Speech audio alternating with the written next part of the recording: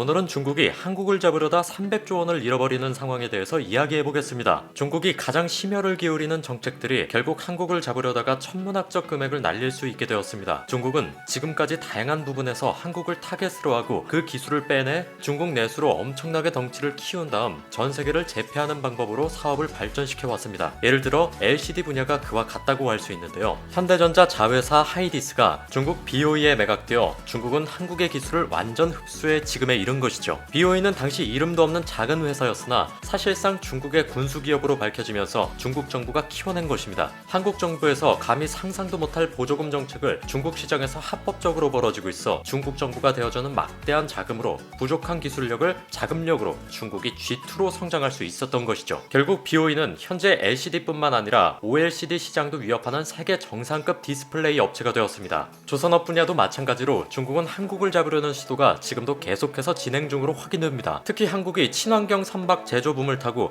LNG 추진선 등 전세계 선사의 수주를 쓸어담고 있는 상황이오자 중국은 한국을 어떻게든 잡으려고 일본과 손을 잡고 중국 조선사의 합작으로 배를 만드는 중이라고 합니다. 이러한 움직임들은 우선 중국 내의 내수가 매우 커서 일단 기술만 한번 빼내서 자국업체를 키우기 쉽고 중국 정부가 중요하다고 생각하는 분야는 아낌없이 정부 자금이 지원되기 때문에 버틸 수가 있기 때문입니다. 그러나 이러한 중국의 패턴이 매우 어려운 분야가 있는데요. 그것은 한국의 반도체 분야로 현재 중국이 절대적으로 국가가 나서서 지원하고 있는 분야입니다. 2025 중국 제조의 핵심 분야가 바로 반도체이기 때문이죠. 그러나 한국의 반도체는 생각보다 매우 따라가기가 버거운 정황이 포착되고 있습니다. 물론 한국 반도체 기술을 빼내기 위해서 지속적으로 연구원이나 기술자를 대거 스카우트하고 있습니다만 반도체는 핵심 기술의 성장과 함께 매년 거대한 금액이 설비에 투자가 되어야 하는 산업이기 때문에 모든 것이 조화롭게 맞물려 가지 않으면 계속해서 신기술 공정을 적용하고 앞서 나가야 하는 반도체 생태계에서 쉽게 낙오되며 천문학적 금액을 날릴 수 있습니다. 최근 삼성의 경우 30조 원을 투자했는데 이것은 내부적으로 탄탄한 기술력과 더불어